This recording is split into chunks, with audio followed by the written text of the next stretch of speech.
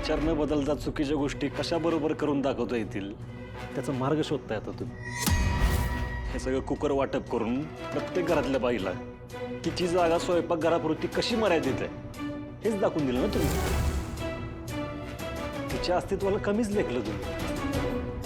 तर आम्ही केलेल्या प्रत्येकच गोष्टी तुम्ही चोकात शोधता तर आम्ही तरी काय बोलणार आहात? बर तसं नसावी तर मग प्रत्येक बाईच्या शिक्षणासाठी काहीतरी उपयोगी पडेल, तिला तिच्या पायावर उभं राहता येईल, याच्यासाठी काहीतरी का देऊ नाही वाटलं तुम्हाला? स्वयंपाक बनवायचा कुकरच का दिसलं तुम्हाला? हा म्हणजे कुठलंच काम कमी नाही डॅडी. स्वयंपाक करणं हे पण मोठंच आहे काम. पण तुमच्या बाईबद्दलचे विचार तिला परत परत स्वयंपाकघरातच ढकलतो. तिला तिथनं बाहेरच पडू देत नाही. बाईचा दर्जा दुय्यम हे तुमच्या मनात आहे ना अगदी खोलवर बसलेले आहे. तसं नाही जावई बाप आमचं ऐकून तर. माझ्याकडे वेळ नाही डॅडी. येतो चला त्या.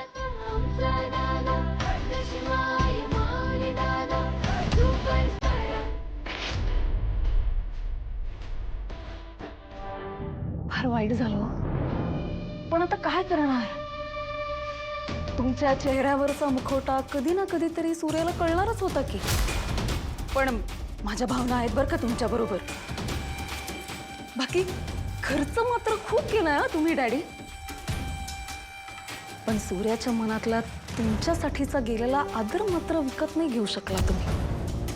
असू द्या असू द्या, हरकत नाही. आपण मात्र प्रयत्न करत राहिले पाहिजे. तुम्ही प्रयत्न करत राहा आणि बघा जमतंय का ते. बाकी काही म्हणा डॅडी, सूर्याने तुम्हाला चांगलंच कामाला लावलं हे मात्र अगदी खरंय. असं काळजी घ्या. येते.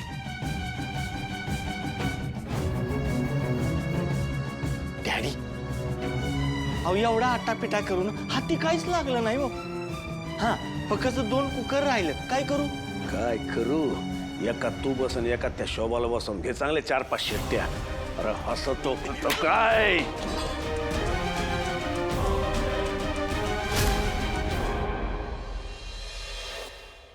दादा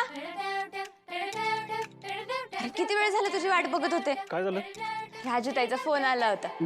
कधी? आता थोड्या वेळ आधीच आला होता. अगं, मला का नाही फोन केला तिनं? ती तुला फोन करत होती पण तुझा फोन लागला नाही म्हणून मग मला केला. बरं मला सांग, अजून काय सांगितलं का तिनं? कुठं राहते ती? खाय प्यायचं सगळं व्यवस्थित आहे ना? आणि पाऊस पाणी जास्त असेल ना तिकडं, तिला म्हणावं गारवा हवेत, स्वतःला जप. तिच्या जवळच्या मैत्रिणीचा फोन नंबर घेऊन ठेवता येत नाही का?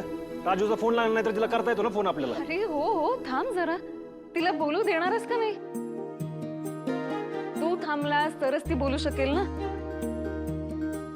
दादा ती एकदम ओके, सगळं व्यवस्थित आहे. आणि कोर्स पूर्ण होऊन माघारी येईपर्यंत ती रोज संध्याकाळी तुला फोन करणार आहे. नाही तर तू जेवणार नाही ना असं ती म्हणत होती.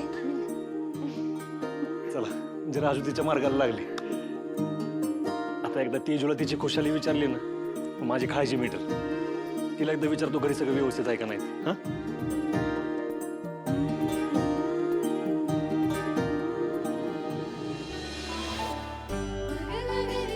हो दादा, सगळं ठीक आहे. तू नको काळजी करू. मी ठेवते आता. तर आता हे सगळं ठरलं असेल तर तुम्ही यादी बनवायला घ्या. म्हणजे कसं आहे आम्हाला अंदाज आला की आम्ही आमच्या कामाला लागू. आता या अशा कामात तुमच्यासारखे आमच्या सुनबाईंसारखे हुशार शिक्षक आहेत म्हणल्यावर आम्हाला काय काळजीचं कारणच नाही. तर हे या खाजगी बैठकीचं कारण होतं. हे सगळं हातात घेऊन तुम्ही लाख मोलाचं काम केलंय डॅडी. सगळं अचानक ठरवलं असं कसं? चांगल्या कामात प्रश्न विचारायची काय गरज नाही तांबे सर. ठरवून असू नाही तर अचानक असू, डॅडींच्या मनात आले ना मग जाऊ द्या, आहे का नाही डॅडी? हा आणि घरात शिक्षिका सुनबाई म्हणल्यावर असं काय का आमच्या डोक्यात येत असतं. या या तुम्ही यादीच्या कामाला लागा. हा? या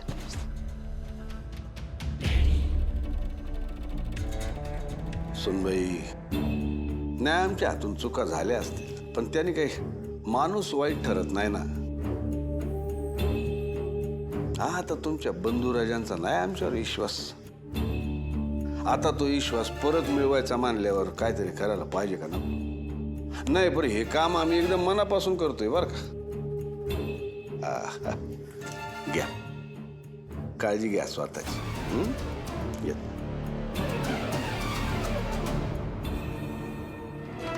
हे सगळं खरं असेल तर चांगलंच आहे, पण डॅडींच्या मनात काय चाललं ना हे कळणं अशक्य आहे.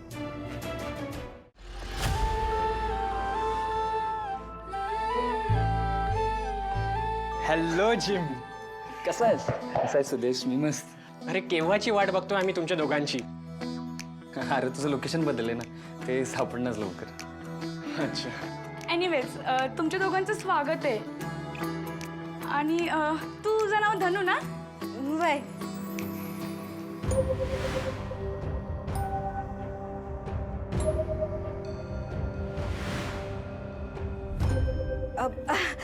तुम्हा दोघांची अॅनिव्हर्सरी आहे ना व?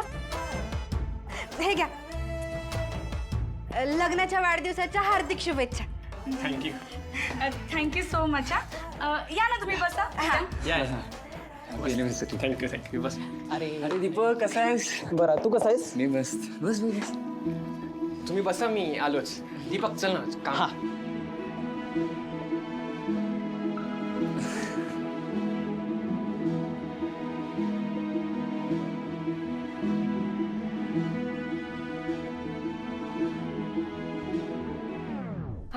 ते बघा, तिकडे वेलकम ड्रिंक ठेवलंय. चला की जाऊन पिऊ.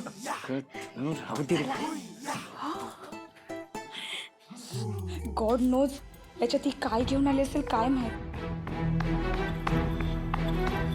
हो ना, आणि असल्या फंक्शन मध्ये प्रॉपर साडी वगैरे.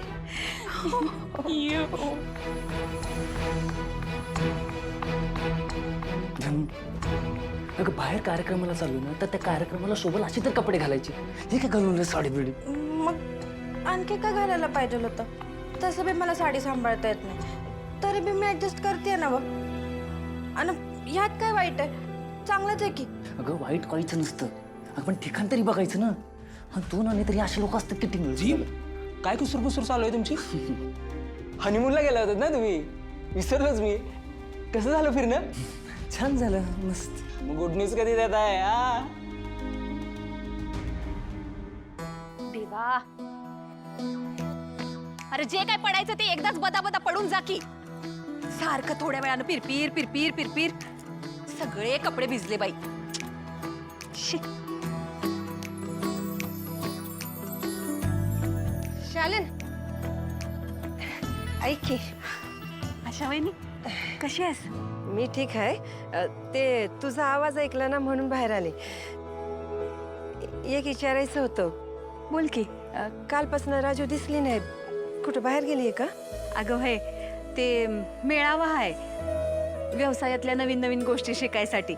त्यासाठी पुण्याला गेली आहे ती. वय लई हुशार आहे ग पोरगी. आता तिचा तिथला तो कोर्स संपला का नाही की मग 4-5 दिवसांनी येईल ती. असं वय. नाही बरं आहे, बरं आहे. लेकरू मोठं होतंय माझं, आणि तिला असंच यश यावं नाही का? आणि काय ग, तू आणि मालन बरेच दिवस झाले इथंच आहेत. नाही म्हणजे माहेर वासाला आली आहेस ना? आणि तेजू आली होती ना, ती पण दिसेना झाली. हा अगं म्हणजे ते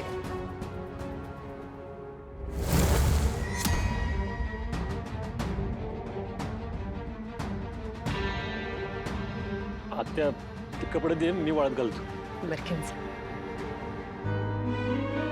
तुला तुळजानी बोलवलंय. वय तू हो पुढं, आले मी.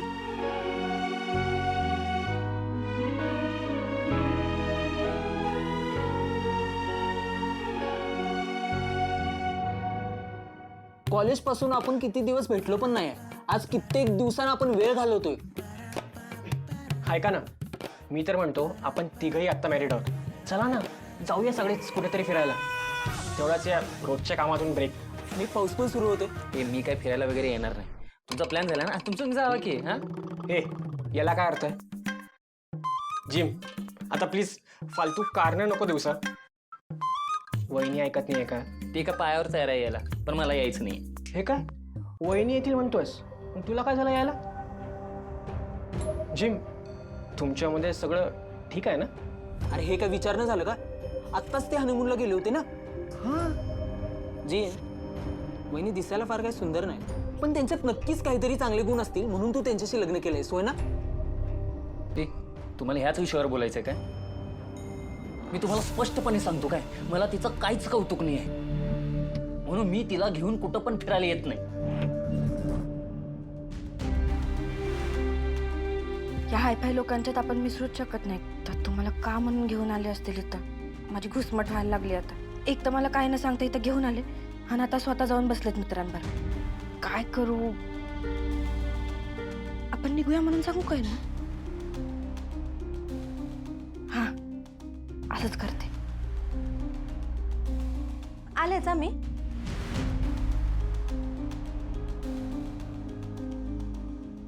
आम्ही सहज बोलत होतो यार. बरं मला सांग, तुमच्यात खरंच काही प्रॉब्लेम आहे का? प्रॉब्लेम?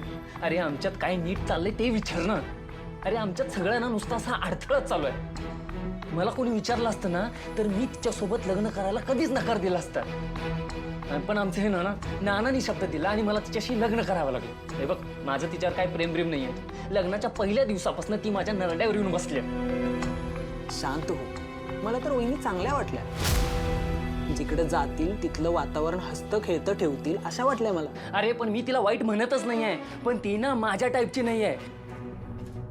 अरे तिच्यात मला काहीतरी आवडलं पाहिजे ना. ना रंग आहे, ना रूप आहे, ना आकार आहे. अरे खोलीत जरी गेलो ना तरी मला नुसती तिची अडचण होते.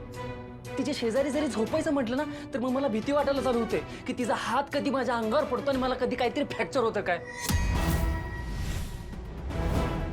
अरे घाबरून घाबरून आयुष्य जगतोय रे. जिम ऐक ना, आपण नंतर बोलू ना, सोड ना. का तुम्हाला ऐकवत नाहीये? अरे तुम्हाला फक्त ऐकवत नाहीये, पण हे ना मी जगतोय. माणुसकी म्हणून जरी मी तिच्याशी बोलायला गेलो ना तर तिला वाटतं मी बायको म्हणून तिच्याशी बोलायला लागलोय. आणि किती पण तिला लांब करा तरीही ती माझ्या गळ्यात येऊन पडते. नुसती मस्करी, मजा, एन्जॉय एवढंच काय ते कळते तिला. आणि तिचं काय जातंय म्हणा, जी वाट लागली ना ती माझी लागली. नाना म्हणतात ना म्हणून तिला मला सोबत घेऊन फिरावं लागतंय. नाहीतर अरे 4 चौघात पण तिला घेऊन जायचं म्हटलं ना तर मला लाज वाटते. जिम, थोडं थांब. का थांब? आता मला थांबायचंच नाही. तू विचारत होतास ना की तिच्यात काय चांगलं आहे ना, तिच्यात चांगलं बघील तेव्हा ना नुसतं खात सुटत असते. ना ठिकाण बघत नाही, ना वेळ बघत नाही, ना काळ बघत नाही. ह्याच्या पलीकडनं तिच्याकडे एक सुद्धा गुण चांगला नाही आहे. नानाची मला भीती वाटते. नाहीतर कधीच तिला मी तिच्या भावाच्या घरी सोडून आलो असतो.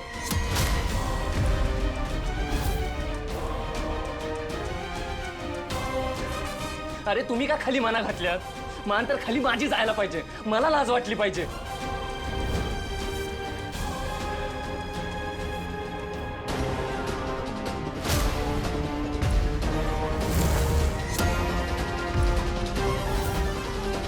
धनु,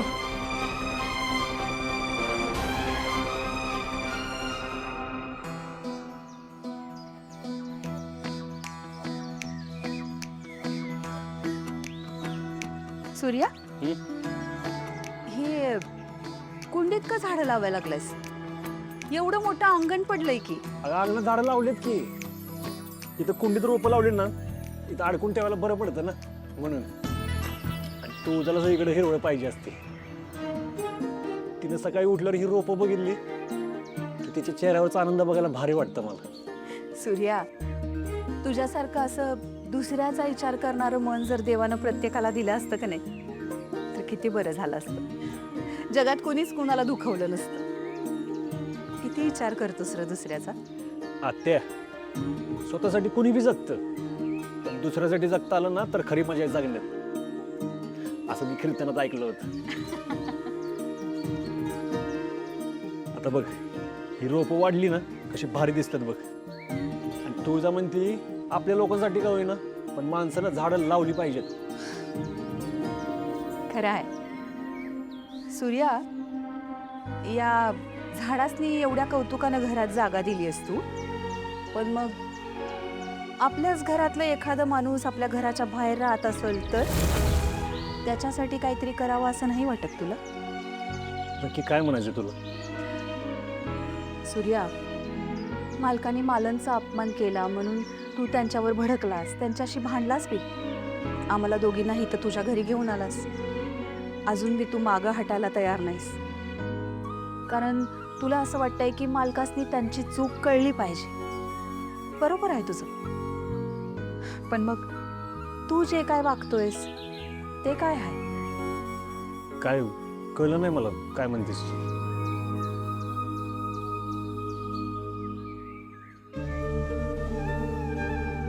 सूर्या, तिनं तुला जन्म दिला, तुला घडवलं, की तुझी आई तुझ्याच घराबाहेरच्या एका कोपऱ्यातल्या खोलीत राहते, स्वतःला निर्दोष सिद्ध करण्यासाठी धडपडतीये ती. तुला तिची जरा बी दया येत नाही कारण? अरे आशा वहिनीनं केलेल्या गुन्ह्याचा कुठला बी ठोस पुरावा नाहीये. ती सतत जीव तोडून सांगतेय मी निर्दोष आहे, मी निर्दोष आहे. पण तू आहेस की तिच्यावर विश्वासच ठेवायला तयार नाहीस. सूर्या, अरे आपल्याला दुसऱ्यानं केलेले गुन्हे दिसतात, पण स्वतःच्या चुका माणूस नजरेआड करतोय. असं का होत असेल बरं? जरा विचार केलायस कधी? सूर्या, मला खात्री आहे तू आशा वहिनीला न्याय मिळवून देशील, तिला घरात घेशील.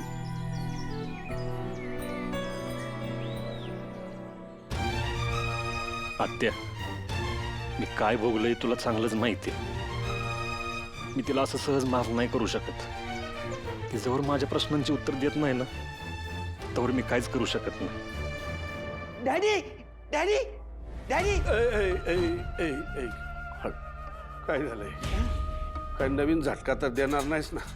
आधीच आमचा टाइम लय खराब चाललाय. काय झालंय? डॅडी, अहो तो टाइम तर बदलायचा टाइम आला. म्हणजे? बघा की मी काय आणलंय. अरे वा वा वा वा वा, पत्रिका आता आमच्या रुबाबाला साजेची छापली वा. अहो कार्यक्रम सुद्धा तुमच्या रुबाबाला साजेला असाच होणार. तुम्ही सांगितलेली सगळी तयारी जशीच्या तशी केली आहे. तयारीन कार्यक्रम एकदम जोमात झाला पाहिजे. हा, आता यातली पहिली पत्रिका आमच्या जावई बापूंना पाठवा. हा, व्यासपीठासमोरच्या पहिल्या रांगेत त्यांच्या कुटुंबियांसाठी जागा ठेवा. हा. एकदा का हा कार्यक्रम बघितला का आमचे जावई बापू आमच्यावर जरा कमी गुडगुडतील बा. चांगलंय चांगलंय चांगलंय. प्रमुख पाहुण्या म्हणून तुळजा सूर्यकांत जगताप यांना आमंत्रित करण्यात येत आहे. काय हे नक्की? बघू.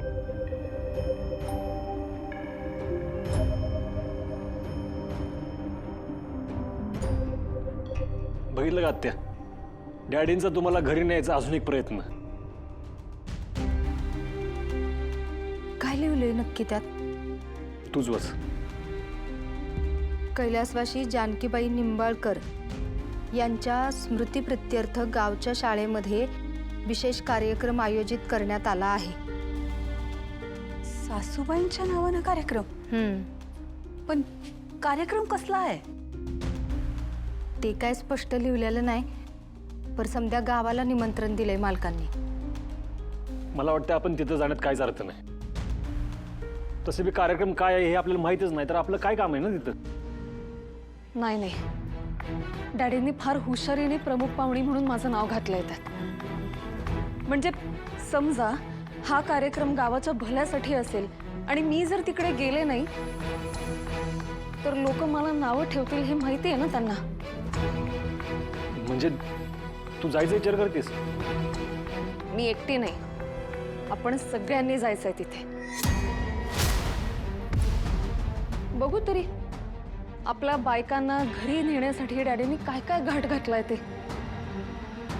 आता हे सगळं बघून आपण भुलायचं आहे का नाही हे नंतर ठरवू की आपण. अगं पण सूर्या, ऐक माझं, तिथे जाण्यामागे काहीच तोटा नाहीये ना आपला, त्यामुळे जाऊयात की. ऐक माझं. ठीक आहे, पण आत्या येणार नाही. आपण दोघंच जायचं. उगाच त्यांना तिकडे नेऊन त्यांचं भावलं नाही करायचं मला. ठीक आहे, दोघंच जाऊया. हां.